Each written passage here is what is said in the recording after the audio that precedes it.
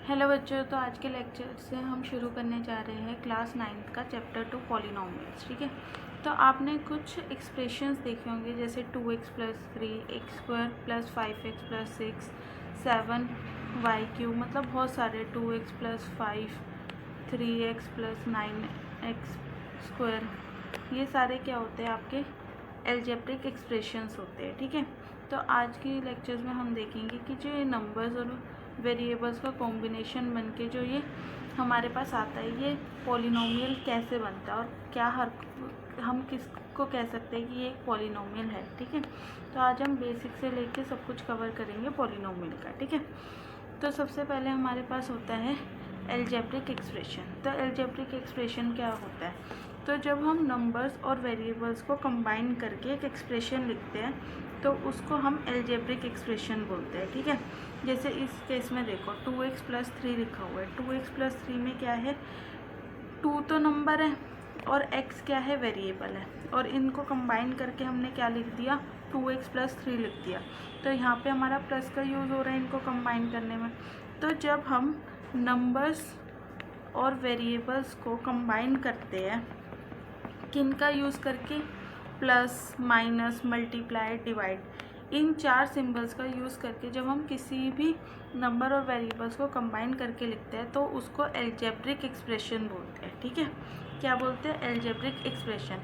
तो ये हमारे क्या हो गए, एल्जेब्रिक एक्सप्रेशन हो गए। जैसे हमने लिख दिया 1x प्लस 2, मतलब जहाँ पर भी आपको वेरिएबल्स और नंबर्स साथ में दिख जाए, प्लस माइनस डिवाइड मल्टीप्लाई का यूज़ होके वो आपके क्या बन जाएंगे, एल्जेब्रिक एक्सप्रेशंस बन जाएंगे। ठीक है, जैसे हम कुछ एग्जांपल्स की बात करें एल्जेब्रिक एक्सप्रेशन के, तो जैसे x plus 2 3x plus 9 1/x plus 2, ठीक है, x³ प्लस y प्लस 3।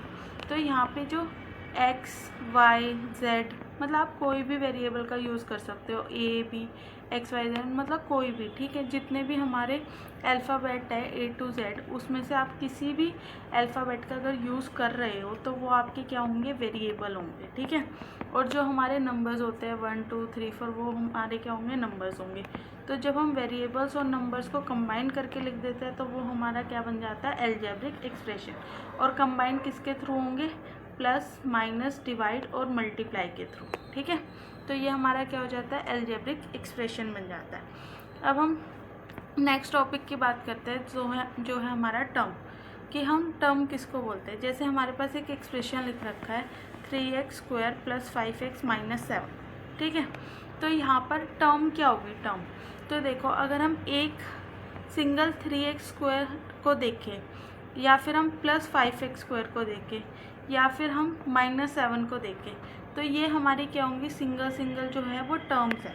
मतलब जहाँ पर भी आपका कोई भी एक्सप्रेशन लिखा है वो प्लस माइनस से सेपरेट हो रहा है, किससे, प्लस या माइनस के सिंबल से सेपरेट हो रहा है, वही सेपरेट क्या हो जाएंगे, आपकी टर्म्स कहलाएंगे। ठीक है, तो यहाँ पे टर्म्स क्या होगी, 3x स्क्वायर एक टर्म होगी और 5 दूसरी टर्म हो गई। ठीक है, जैसे अगर आपके पास लिखा हुआ है x square plus 9x plus 2, ठीक है, तो यहाँ पे प्लस से क्या हो रहा है, x स्क्वायर 9x से अलग हो रहा है, ऐसे ही 9x 2 से अलग हो रहा है। तो x स्क्वायर आपकी एक टर्म हो जाएगी, प्लस 9x आपकी दूसरी टर्म हो जाएगी और प्लस 2 आपकी तीसरी टर्म हो जाएगी। ठीक है, या फिर हमें दे रखा है, जैसे हमें दे रखा है x square minus 9x minus 5, तो यहाँ पे जो सिंबल है वो हम उसके साथ लिखेंगे। जैसे x स्क्वायर, तो यहाँ पे टर्म्स क्या क्या हो गई, x स्क्वायर, ठीक है,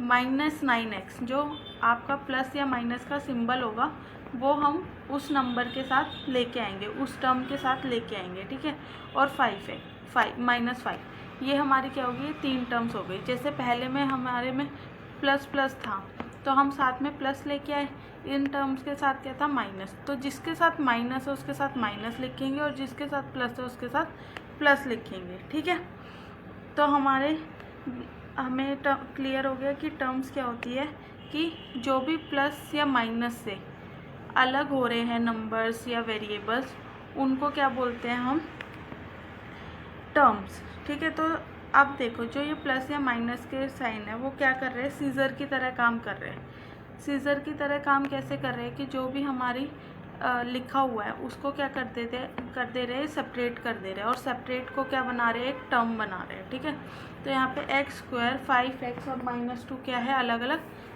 टर्म्स है। तो इस एक्सप्रेशन में टोटल कितनी टर्म हो गई, 3 टर्म्स हो गई। कौन कौन सी, एक्स स्क्वायर, फिर प्लस 5x और तीसरी -2। ठीक है, उसके बाद हम बात करते हैं अब कोफिशिएंट की।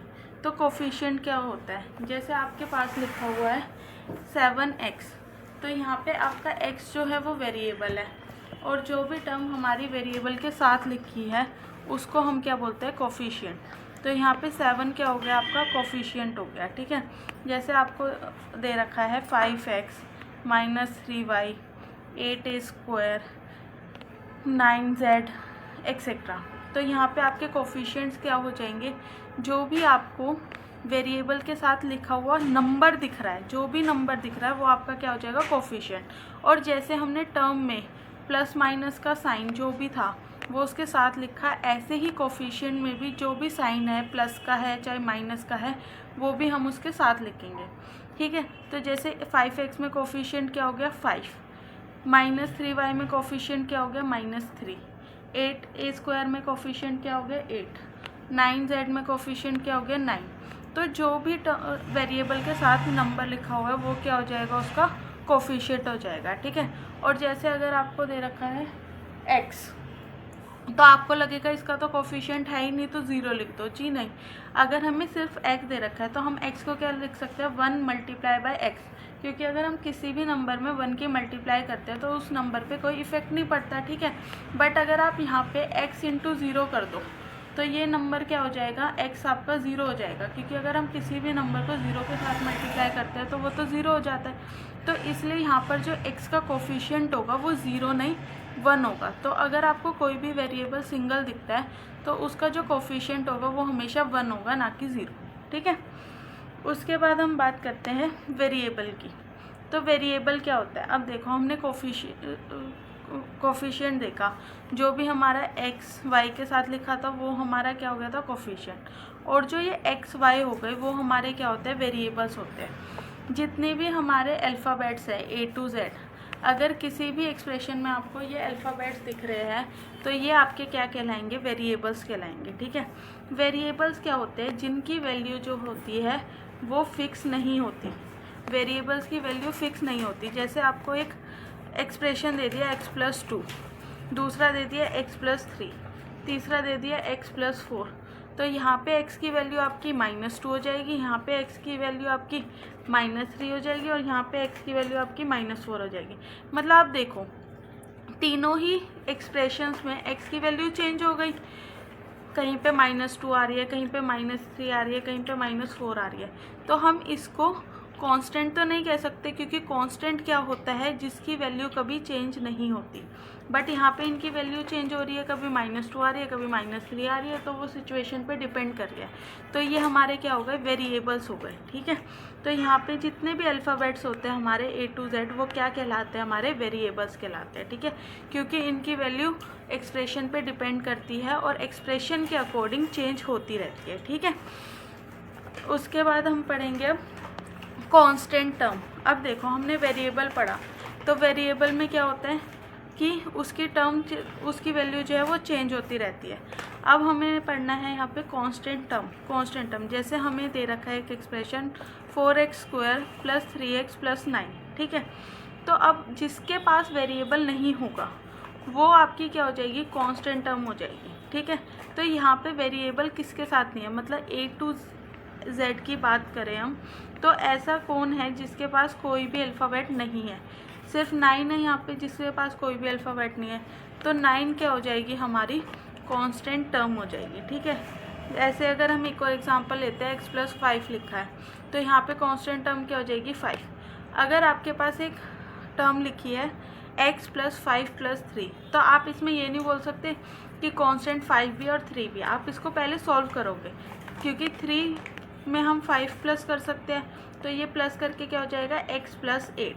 तो अब इसके पास कौन सी कांस्टेंट टर्म है, 8। ठीक है, तो क्या करेंगे, पहले हम सॉल्व करेंगे, उसके बाद बताएंगे कि कांस्टेंट टर्म कौन सी है। तो कांस्टेंट टर्म जैसे अगर मैं आपको बोलूँ 2x² + 2x + 5, तो यहाँ पे कांस्टेंट टर्म क्या हो गई 5।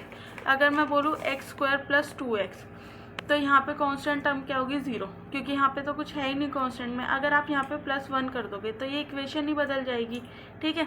तो हम यहाँ पे क्या बोलेंगे, x² + 2x में कांस्टेंट टर्म क्या है 0, क्योंकि कोई कांस्टेंट टर्म है ही नहीं, ऐसी कोई टर्म ही नहीं है जिसके साथ वेरिएबल लगा हो, ठीक है। अब हम बात करते हैं पॉलिनोमियल्स की कि पॉलिनोमियल्स क्या होते हैं, ठीक है। तो जैसे आपको दे रखा है x + 2, x² + 5x + 6, या फिर 3y³ + 2y - 1, ठीक है। तो ये आपको जो एक्सप्रेशन दे रखे हैं, क्या ये पॉलिनोमियल है? तो हाँ पॉलिनोमियल है। जितने भी हमारे वेरिएबल्स होते हैं जैसे x, y, z, a, b, जो भी वेरिएबल है उसकी पावर हमेशा होल नंबर होनी चाहिए, ठीक है। तो वो हमारा क्या होता है, हमारा वो पॉलिनोमियल होता है, ठीक है। फॉर एग्जांपल अगर आपको दे रखा है 5, तो क्या ये आपका पॉलिनोमियल होगा? जी हाँ, ये पॉलिनोमियल होगा। क्यों? क्योंकि हम 5 को इंटू x की पावर 0 लिख सकते हैं। अगर हमारे किसी भी नंबर की, वेरिएबल की पावर 0 हो जाती है तो उसकी वैल्यू क्या बन जाती है 1। जैसे अगर हमने यहाँ पे x की पावर 0 कर दिया तो यहाँ पे क्या बन जाएगी इसकी वैल्यू 1। और अगर हम 5 को 1 से मल्टीप्लाई करेंगे तो वैल्यू में कोई चेंज नहीं आएगा, वो 5 की 5 ही रहेगी, ठीक है। तो जो भी हमारे वेरिएबल्स होते हैं उनकी पावर होल नंबर होनी चाहिए किसी भी एक्सप्रेशन को पॉलिनोमियल होने के लिए, ठीक है। तो अगर आपको दे रखा है √x + 2, तो क्या ये पॉलिनोमियल होगा? नहीं होगा, क्योंकि यहाँ पे x की पावर क्या हो गई 1/2 हो गई। 1/2 होल नंबर होता है? नहीं। ऐसे अगर आपको दे दिया 1/x + 2, तो क्या ये आपका पॉलिनोमियल होगा? नहीं, क्योंकि यहाँ पे अगर हम x को न्यूमरेटर में लेके जाएंगे तो यहाँ पे x की पावर -1 हो जाएगी। -1 होल नंबर होता है? नहीं। तो जहाँ पर भी आपको नेगेटिव पावर दिख रही है, फ्रैक्शन में पावर्स दिख रही है, तो वो वाले आपके पॉलिनोमियल्स नहीं होंगे, ठीक है। तो सारे एल्जेब्रिक एक्सप्रेशंस जो है वो पॉलिनोमियल नहीं होते, बट सारे पॉलिनोमियल क्या होते हैं? एल्जेब्रिक एक्सप्रेशन होते हैं, ठीक है। क्योंकि एल्जेब्रिक एक्सप्रेशन में क्या है, सिंपल आपको नंबर होना चाहिए, वेरिएबल होना चाहिए, प्लस माइनस डिवाइड मल्टीप्लाई से कनेक्टेड होना चाहिए, ठीक है। लेकिन पॉलिनोमियल्स में क्या है, पॉलिनोमियल्स में आपका नंबर होना चाहिए, वेरिएबल होना चाहिए, प्लस माइनस और मल्टीप्लाई से ही कनेक्टेड होना चाहिए। यहाँ पे ना तो आपके पास डिवाइड में नंबर वेरिएबल होना चाहिए, और ना ही वेरिएबल की पावर फ्रैक्शन में होनी चाहिए, ठीक है। तो सारे एल्जेब्रिक एक्सप्रेशन पॉलिनोमियल नहीं होते, बट सारे पॉलिनोमियल एल्जेब्रिक एक्सप्रेशंस होते हैं, ठीक है। तो फिर अब हम पढ़ेंगे degree of polynomial. Degree of polynomial क्या होती है? तो जैसे देखो, अगर आपको एक पॉलिनोमियल दे रखा है 5x + 2, ठीक है। यहाँ पे आपको डिग्री बतानी है। तो डिग्री क्या होती है किसी भी चीज की? पावर। डिग्री क्या होती है? पावर। लेकिन हमें डिग्री ऑफ पॉलिनोमियल बतानी है, तो ये पावर कौन सी हो जाएगी? Highest power of variable. जो भी वेरिएबल की हाईएस्ट पावर होगी वो आपकी क्या हो जाएगी? डिग्री ऑफ द पॉलिनोमियल, ठीक है। जैसे अगर हमने लिखा 5x + 2, तो यहाँ पे x की पावर कितनी है? 1। तो यहाँ पे हाईएस्ट डिग्री क्या हो जाएगी? 1, और यही क्या हो जाएगी आपकी डिग्री ऑफ पॉलिनोमियल, ठीक है। अगर मैंने आपको एक क्वेश्चन दिया है x² + 7x + 1, तो यहाँ पे जो है वो आपकी डिग्री क्या हो जाएगी? 2 हो जाएगी, क्योंकि 2 ही क्या है? x की हाईएस्ट पावर है। अगर आपको दे रखा है x की पावर 100 + 2, तो यहाँ पे क्या हो जाएगी? 100। मतलब जो भी आपको x की हाईएस्ट पावर दिख रही है ना, वही क्या हो जाएगी? आपकी डिग्री ऑफ द पॉलिनोमियल। जैसे आपको दे रखा है x की पावर 100 + x की पावर 101 + x की पावर 200, तो यहाँ पे आपकी डिग्री ऑफ पॉलिनोमियल क्या हो जाएगी? 200, क्योंकि हाईएस्ट पावर कौन सी है? 200। जैसे आपको दे रखा है 4y की पावर 5 + 2x, तो यहाँ पे क्या हो जाएगी? 2y, तो यहाँ पे हाईएस्ट पावर क्या हो जाएगी? 1 और 5 का कंपैरिजन करेंगे तो 5। तो हाईएस्ट पावर ही आपकी क्या हो जाती है? डिग्री ऑफ द पॉलिनोमियल, ठीक है। उसके बाद हम बात करते हैं जीरो पॉलिनोमियल की। जैसे नाम से ही समझ में आ रहा है जीरो पॉलिनोमियल, तो जीरो पॉलिनोमियल वो पॉलिनोमियल होते हैं जिसकी वैल्यू क्या होती है? 0। तो अगर हमने 0 लिख दिया तो ये आपका क्या होगा? जीरो पॉलिनोमियल होगा। क्यों? क्योंकि उसकी वैल्यू ही 0 है। तो सिर्फ ज़ीरो ही एक ऐसा क्या है, ज़ीरो पॉलिनोमियल। तो अगर आपको ज़ीरो दिया जाए कि कौन सा पॉलिनोमियल है, तो ज़ीरो कौन सा पॉलिनोमियल है, ज़ीरो पॉलिनोमियल। ठीक है, उसके बाद हम बात करते हैं टाइप्स ऑफ पॉलिनोमियल की। अब टाइप्स ऑफ पॉलिनोमियल में हमारे पास 3 टाइप्स आते हैं। पहला मोनोमियल, दूसरा बाइनोमियल और तीसरा ट्राइनोमियल। अब जैसे आप टाइप्स ऑफ पॉलिनोमियल में वर्ड से ही समझ रहे हो, मोनो का मतलब क्या होता है, मोनो मतलब होता है वन टर्म।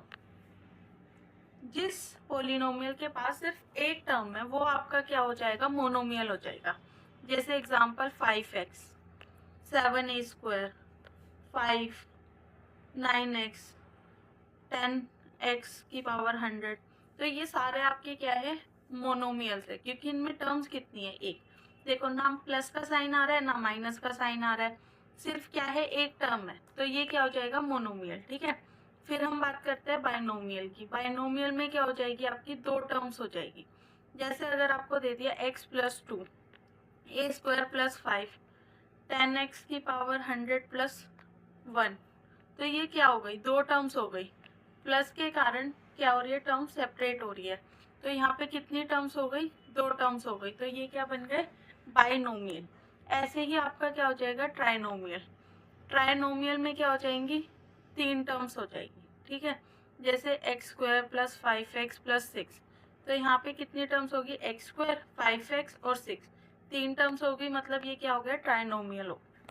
ठीक है, तो वन मोनो मतलब वन, बायो मतलब टू और ट्रायो मतलब तीन। ठीक है, तो आज हमने देखा पॉलिनोमियल्स और उसके कुछ बेसिक्स देखे। ठीक है, अगली क्लास में हम एक्सरसाइज करेंगे 2.1। ओके, कुछ ना समझ में